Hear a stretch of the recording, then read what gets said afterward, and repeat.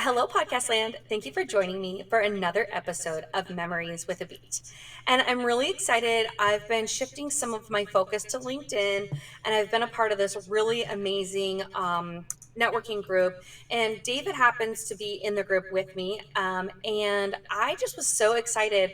You guys know how much I love when I find somebody who has a passion for music. It's always a natural fit for the podcast. So David actually was sharing with our group that he had a new venture, that he was part of this band, and they had a concert coming up, and so it felt like a no-brainer for me to reach out and say, "Hey, David, would you be on the podcast?" And he accepted, and so here we are today. David, thank you so much for joining me. Thanks, Tiffany. It's great to be here. I love being here. Yeah, I'm really excited. I'm excited to get to know my LinkedIn peeps a little bit better. So this is definitely one of the ways that that will happen. David, would you share with my audience where you are, what you do, whatever they would find Sure. interesting? Sure, I'll give you the lowdown. I'm from Rhode Island. Hopefully you can hear my accent in there. Um, No, not at all. I not at all. I own a marketing design agency in Rhode Island with a partner and doing really well. But over the years, I've always been a musician as well. But over the years, I've just really felt this desire to create and to go back to songwriting. And so, we can get into the details of it, but I started a band, and fast forward, we're a six-piece Americana band with fiddle, mandolin, guitar, bazookies, pedal steel, the whole thing, and we're writing and recording, and we're almost ready to release our album. Probably by the time this comes out, it's already released. So the name of the band is In Lieu of Flowers, and you can find I us love everywhere. that. Yeah, you can find us anywhere: YouTube, Instagram, Facebook, under In Lieu of Flowers Band. Have to put the band on there, then you'll be able to find us. So yeah, I'm just a creative person, and I just love creating. I can't sit back and be a copycat. I just love creating things. You know. Were you like that in school too? Yeah, always. I was always a right brain Yeah. person. Always. Uh-huh. There's this little thing that I learned that if you want to find out who's a right brain person or a left brain, you just cross your arms like this, like you're folding your arms. I know this is only audio, but if someone has their left arm dominating over the right, that means the right side of the brain is controlling it. They tend to be creative. And that is so true. I've gone to networking events and I've seen people standing, and I look at them and I go, his right arm is crossing over his left arm. That means that he's left brain. I bet you anything he's a CPA or a financial guy, good with numbers. Sure enough, I go over, yep, he's a lawyer or a CPA. It's so true. So I've always been a right brain guy, always writing lyrics, writing music. So that's Well, my little I did bio. that, and at first I feel like maybe I mirrored you, and so I put it on top, my right arm on top, but it felt uncomfortable. So Yeah. I switched to my left arm on top, and that feels very comfortable. So So your left I must arm be left means it's brained. controlled by the right, so you're creative. Yep. Oh, okay. Well, then I'm creative. Okay. Yeah. Yes. You're bad with Okay. I was gonna numbers. say I feel like I'm a little creative, but Your checkbook's probably not balanced, but you're super creative. definitely not. That's what matters. Yes, definitely not. Well, okay. So you said that in high school you were always like that. Were you part of the band? Did you play something? And do you play something in your band now, a musical instrument? Yeah, I was a late starter. My mother was in a little country band, and when I was about Aw. 14, most people stop playing guitar when they're 10, 9, 8.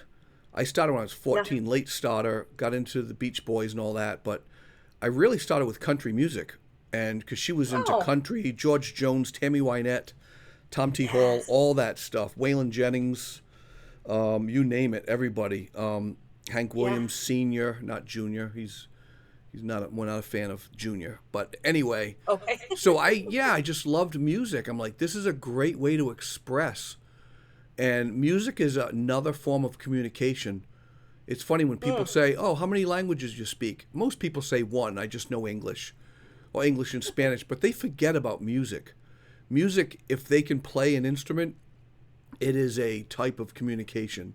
And you know yeah. that when you're in a band because you're looking at people and you're playing something and you know where they're about to go and you play something that sends their way, and they play something to match what you just played, and then you go back and forth. I've always loved the idea of being in a band and playing with people, communicating musically as another language. Hmm.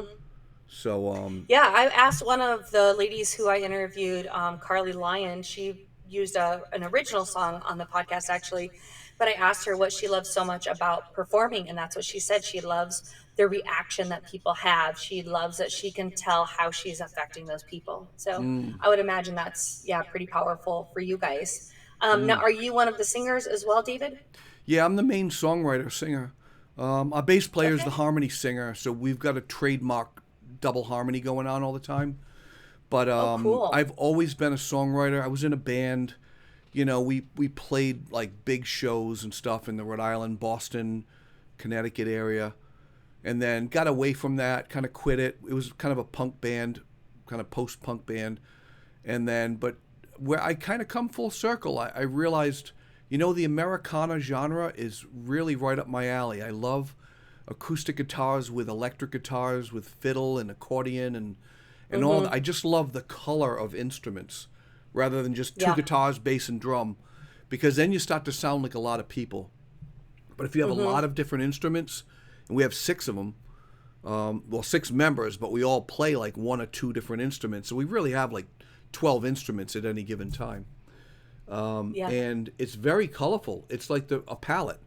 So now I know the Hmm. colors of the palette. I know the guitar player plays piano and accordion, but this guy plays mandolin and violin and ukulele. The drummer plays percussion, and so I know all that stuff. So I can actually, without them in the room, I can write a song knowing, oh, I need mandolin here. That'll be great. And Sure. so it really is like a blank white canvas. If you know the players in your band, you can create a song. But if you're in just a guitar bass drum, you're a little limited. Nothing wrong with that. I mean, Hmm. I'm a big Jimi Hendrix fan, The Police, some of the greatest, Mm. trios, Cream, if you go back to early days of rock. But trios are great, but it's a bit limiting. I love color. Yeah. I love listening to a song and you're just hearing all kinds of things happening and gently Just coming like a in. rich tone. Yeah, Yeah. rich tones, instruments Hmm. coming in the chorus, and then they leave for the verse. Then they come in again, and certain things come, and the ebb and flow of instruments. Yeah. So Yeah, I I think love you're it. bringing I think that you're bringing some clarity to me right now, because there's actually another gentleman that I had on the podcast, but they perform at one of our restaurants fairly. I mean, they're regularly there performing. But I think that's what I love so much about them is that the one gentleman plays mandolin, but he can also, or yeah, I think that's what it is, but he can also plug it in and it becomes electric. Yeah. And then the other gentleman plays the guitar, but he also plays some weird, um, I can't remember the name of it. It's like a tube, and you like bite on it or blow into it or something, and it makes like a wow wow wow wow kind of sound. Oh, that's a voice box. Yeah, it's Peter Frampton Yes. did that. Yeah, yeah, voice box. Yes, yes, Yeah, yes. So I think that's what I like too, is that they're using all different sounds, and then they also have like, I think, some pre-recorded sounds. It's just the two of them, so some things are coming in, synthetically. But I think that that's what I like too, is that there's lots of layers to that music, and so yeah, I this love has a that. rich sound to it. You got to be Hmm. creative Yeah, to do yeah, that. So what I awesome. play is I play acoustic guitar. I play Telecaster, so I got to bang that thing around a bit. So electric. What's a Telecaster? It's an electric guitar. It's this right here. That's pretty much a Telecaster, electric Oh, guitar. But it's okay, I did not know. it's the workhorse of all the guitars. They you can make it sound like anything. It's really big in Mm, country rock. Bruce Springsteen plays one. Tom Petty. I mean, it's all singer songwriter type guitar players use okay, that. okay. And then I play an Irish bouzouki, which I was is gonna ask about that. What's a bazooki? yeah, I got that. I got that in the. I could show it, but it's an audio podcast. But it's an Irish instrument. It originated in Greece, and in the late '70s, an Irishman went to Greece and fell in love with their music, all the finger picking, and they loved it. It's Uh-huh. an eight-stringed instrument, not a six-string like a guitar. Oh gosh. And he loved it, and he built one back in Ireland, and all of a sudden I forget his name, but he became the originator of the Irish bouzouki, which is played differently but sounds almost the same. So I've got some Irish heritage. I'm half Irish, and I just love it. And then my mom, being all Irish, it's kind of an homage to her. And she had passed away a few years back, so she'd never got to hear Hmm. me play it, but she would have loved the music we're doing now. But yeah, so I play Yeah. Irish bouzouki. So we're Americana, but we got some Celtic influence, some folk instruments, folk Love that. influence. Yeah. Love that. Well, I'm sure she's watching down and I'm sure she's proud of you. Oh, I know she is. Yeah. Yeah, yeah. How did you guys come up with the band name In Lieu of Flowers? I'm fascinated with death, in a good way. Okay. I Mm-hmm. not a day goes by and I don't think about my own death and the death of other Mm-hmm. people. So I value. I know it sounds morbid, but death should not be a morbid thing, because it's part of life. I Yeah. mean, being born isn't morbid, and yet a baby is going to fall in love and fall out of love and maybe get in a car accident someday and break a Yeah. leg or lose a finger in its whole life. So why Mm-hmm. is birth morbid? No, why is birth not morbid, but death is? So Yeah. Yeah. it's just part of life. But the idea of in lieu of flowers is the only positive phrase associated with death that I know of. Everything is Mm. mourning, sorry for your loss. It's the word loss. There's mourning. Is there anything I can do to help? We'll be praying for you. It's a lot of like sad, like, I'm there for you, let me help you. But in lieu of flowers is typically put in an obituary instead of giving flowers to show that you cared about the person. In lieu of flowers says, don't send flowers, that's a waste. Do this instead. Donate to the Heart Yeah. Fund or whatever. And I just Hmm. always love that because it's got the word lieu in it, which is never used in any other place. It's like a word that's It's true. designated for death. It's in lieu of. And you never use lieu alone, it's always lieu of. Right? It probably lawyers use it too in contracts. In lieu of this, we will do this. But Sure. I just love it. I love long title names. So, I mean, it could have been, Dave and the Jackals, but that's just, But In Lieu of Flowers really resonated. And everyone who heard it said, dude, I love that name. That is so cool. And it kind of Well, and it evokes does kind of sound imagery. Americana too. Yeah, it evokes imagery of the Old West and people Hmm. dying and, graves and, Boot Hill Saloon, salon, people dying and whatever.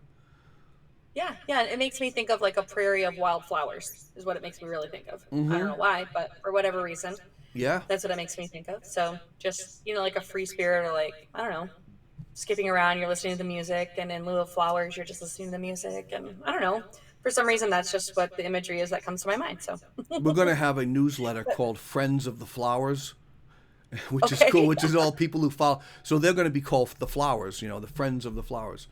So it's kind of like our short Cool. name, the Flowers, but it's cool. Six guys, we're called Flowers. It's interesting, I like that. There's a little dichotomy there. Yeah.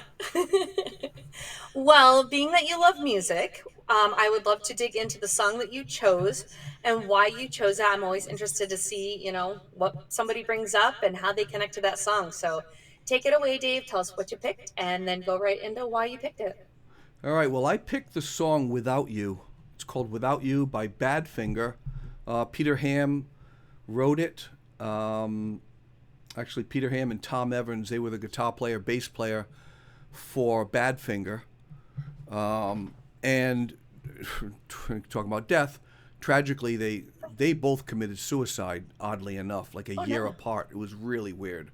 Look them up. But outside of that, they were brilliant songwriters. I think they were very depressed that they never made it big, but they were friends with George Harrison of the Beatles and Mm-hmm. Paul McCartney. I mean, all these big acts like loved them back in the 70s, like early Yeah. 70s, 72, 73. And this song came out, although they didn't make it famous. Their version is just okay, but the version I love is not by them. Let me see. Without You. Hold on a second. Oh, it's by Harry Nilsson. So Harry Nilsson sung it, and it was on the radio when I was a kid.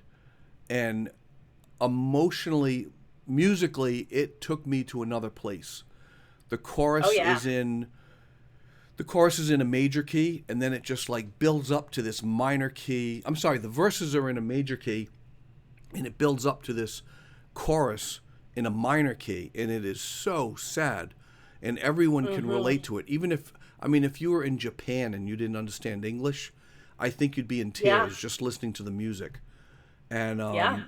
I think Celine Dion did it, and other people have done it Mhm. over the years. Mariah Carey, I think maybe, but it's just Harry Nilsson's recording of it with that thick, rich reverb on his vocals. I mean, it Mhm. just sends the melody soaring, and I have always loved that, and that really also inspired me to be a songwriter. But it's about loss. You know, without you, Yeah. I can't live without Yeah. you, and all that. I can't live. I can't give anymore. I can't live if living is without you. I can't give anymore. It's just it's sung from a perspective of this attachment to this person or thing that if I don't have that or that person, I can't do anything. I can't give, you know, and it's Yeah. just that feeling of loss is just so powerful. Yeah. So, Well, I haven't lost anybody, like a parent, in my life or even a really close friend. And so I'm sure that day, is slowly approaching. But sometimes, I mean, probably too often, I think about the event of losing my husband, and that is really how I would feel. Like, I don't know how somebody goes on after they lose their spouse. I mm-hmm, mean, I could see myself with a glass of wine or maybe a bottle and listening to this song just on repeat. And it's just a heart wrenching, soul grabbing song. I mean, it's such a mm-hmm. great pick. And, I don't know. I don't know. It's such a great song that you chose. I love it. So you heard this song when you were just a kid? Yeah, and one of the lines is, "You always smile, but in your eyes, your sorrow shows." So it's Mm. like, you know, the facial expression, you're smiling, but there's deep sadness that the writer is seeing And in he this sings person's. that so tenderly. Yes, it's tender. And then, so he goes, "You Mhm. always smile, but in your eyes, your sorrow shows." Yes, it shows. And then it's just like boom, boom. Then the chorus, "I can't live," and it just takes off like an eagle into the desert with this Yeah. reverb, and it's just, oh my gosh, it grabs you. But I was a No, kid, and you're right. I remember crying as a kid on the radio. I was a Oh. little embarrassed. Like, is this normal? Mhm. But yeah, songs grip you that way. It's Mhm. crazy. Yeah, absolutely. So is this a song that you did listen to through a few breakups by any chance, since you did hear it when you were a kid? Well, yeah, there was a girl I liked, and I was too shy to reach out to her to get to know Okay. her. And I felt like it kind of slipped away, like I never got to Mm. know her and what would have been. So I think that's what gripped me once. And it was the whole puppy love, you know, when you're 13 years old, 12 years old, whatever. Yeah, So, yeah, but I'll tell you, it's a therapeutic song because it helps you grieve. It's a grieving song. for So sure. I lost half my family within Mm. 3 years. My mother died, my father, and my brother Bill, who had Down syndrome. We came to move in with them. We lived in the basement, kind of built it out so we could all live there, all four of us, my wife and two kids. Mhm. And we took care of them upstairs, and they had dementia, real bad, diabetes. They were falling down, calling the ambulance. We had the ambulance, no word of a lie, like probably once every 2 weeks show up and take my mom to the hospital. She'd be there for a day. They'd stabilize her for diabetes, and then she'd have to go to a nursing Mhm. home for a week, and then she'd come back. So it was like a trio, from the home to the Yeah. hospital to the nursing home back home, and it was like wearing on Mm. us. And you know, then Oh, my for sure. sister, out of the blue, who's my only other Rhode Island sibling, dies tragically at 62 years old, and she was helping us. And so Oh. she died, and then my mother dies, and then my Mm. brother Bill dies, and then the next day my 4-year-old puppy dies right in front of us, and then my dad dies. So my No. whole Rhode Island family died within 3 years. I just have two brothers who Whoa. live in Florida, but it was tragic. And whenever I hear that song, it helps me get the tears out and For relate. sure. I don't agree with the line that I can't live without those people because I am living, but it's Right. good to connect with the emotion of it. Yeah. Or just that feeling like you can do it, but you maybe you don't want to. Not like you're gonna do anything Yeah, about it, but you have to, but you don't want to. And so it kind of just helps you feel that. And it's like I tell my girlfriends, like you can have a pity party, that's totally fine. You just can't stay there. So this right. song, it sounds like, helps you to get in there, feel it, get the emotion out, and then get back on track and, focus on whatever you were doing for the day. Yeah, loss is a powerful thing, but you have to grieve. I mean, there's all those the experts say there's 5 stages of grief, and you should never stay in one too long. You got to get through all of them. Yeah. Yeah. So I never, Yeah. I don't think I ever got mad with any of them. I never hit the mad stage with anyone I lost, but definitely the sadness, the bitterness. I forget what all 5 of them were, but anyway, that's my go-to song. A little depressing, but I think everyone can relate to that if you heard it. But you got to hear Oh, Harry Nilsson's absolutely. version. Yeah. Yeah. I think I had a gentleman on the podcast and he said the emotions are always there. The music sometimes just helps to bring those emotions out. So I think that's kind of, Good what you point. experience a little bit when you need to turn it on. You're like, "Hey, I need to process this a little bit or work on this a little bit." So you throw the song on, sing. I hope you sing your heart out. I sing my heart out to things like this. And you're right, that I can just oh, I'm just overwhelmed by like this feeling of this person in a car having a moment. They put that song on, and like everybody thinks that they sing so good in the car, or anyways, I do anyway. So I imagine others do too. But you're just hitting that note, and you're probably off. You don't know, but you're just singing with all your heart and all your emotion, and it's like, oh, when the song's done, like it just took it all out of you and like cleansing almost. Yeah, yeah, absolutely. And like even as a songwriter, it's cleansing to be genuine and write lyrics that are Mm, truthful that really happened. So I don't know yeah. the story behind that song. Like, did Pete Ham break up with someone? I don't really know, but I mean, he connected with loss. But I mean, tragically, he did take his life. So he was really a melancholy kind of guy. Yeah. But you just gotta be healthy with that. So Yeah. Yeah, no, you're right. You're right. Be healthy with it, which I think is such a miss these days with kids. I wish that we would address that more. Like, you're going to feel miserable some days. You're going to feel like it's the end of the world, but the next day comes and it's okay again. mm-hmm. And, music will help people to process that. So I know I've shared many times on the podcast that I, will be in a moment and I'm like, what is wrong with me? And I'm like, you know what? I'm putting some music on and I'm going to work through this and I am going to get in a good mood.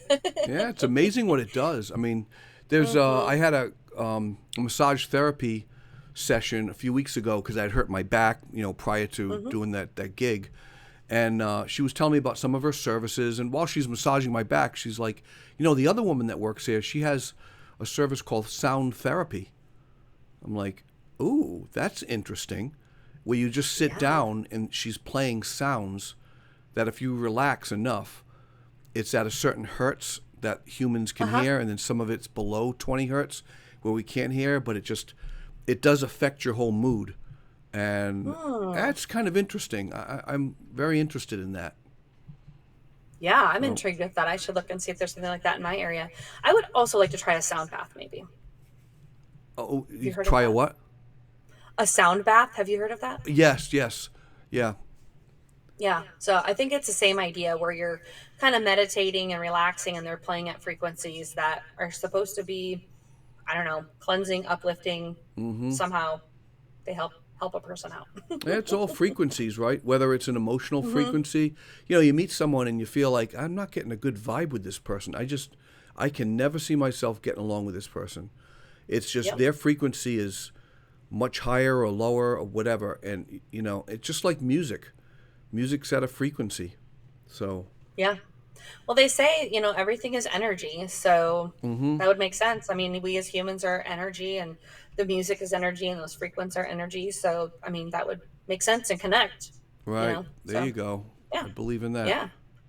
Yeah, absolutely. Dave, thank you so much for your time today. Is there anything else that you want to add about this song? Is this a song that you use, today when you go through something? Is it on a playlist? Yeah, Or, no, when do you go to this song? it's just something that, I go to for therapy, that Yeah, there's a few other songs, but that's the one.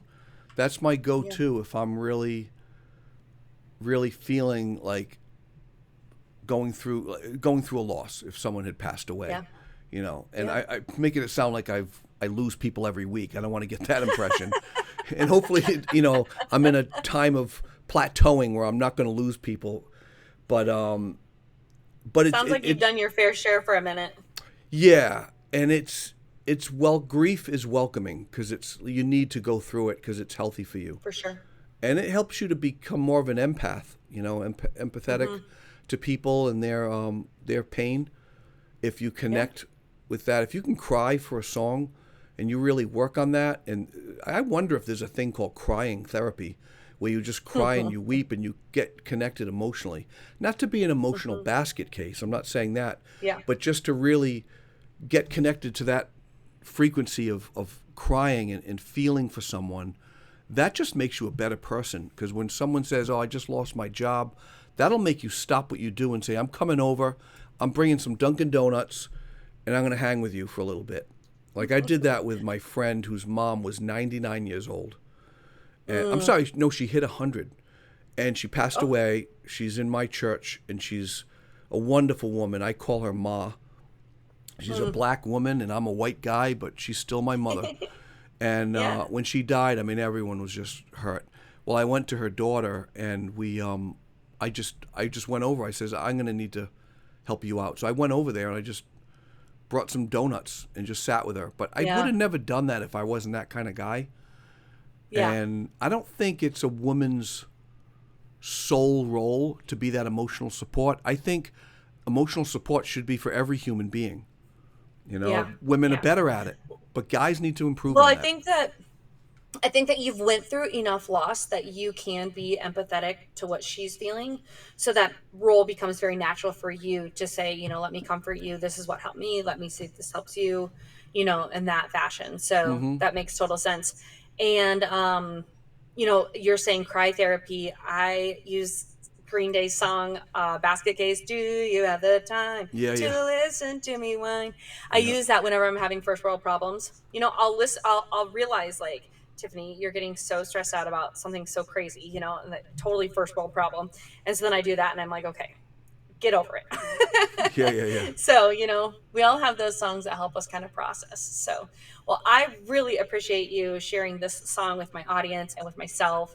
And great, I want to say great memory, but it's not a memory for me, but great blast from the past, I guess, that you have shared with the audience. Yeah, and if I could just say, so we're playing our record release party. The name of the band Yeah. again is In Lieu of Flowers, and if you Google In Lieu of Flowers Band.com, you'll find our website. But we're playing at the Pump House, which is an old dilapidated pump house out in North Kingston, Rhode Island, and it's now a music venue. It's really really great. But we're playing that September 17th, so we're really looking forward to that. Awesome. Well, you guys know I will have all of the information in the show notes. I will have Dave's band name.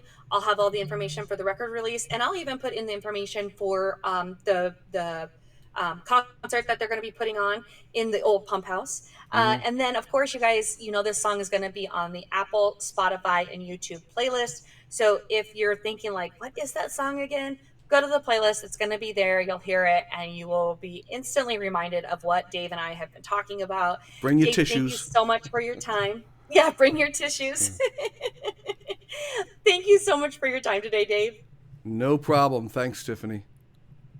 Yes, and Podcast Land, I hope this episode was music to your ears.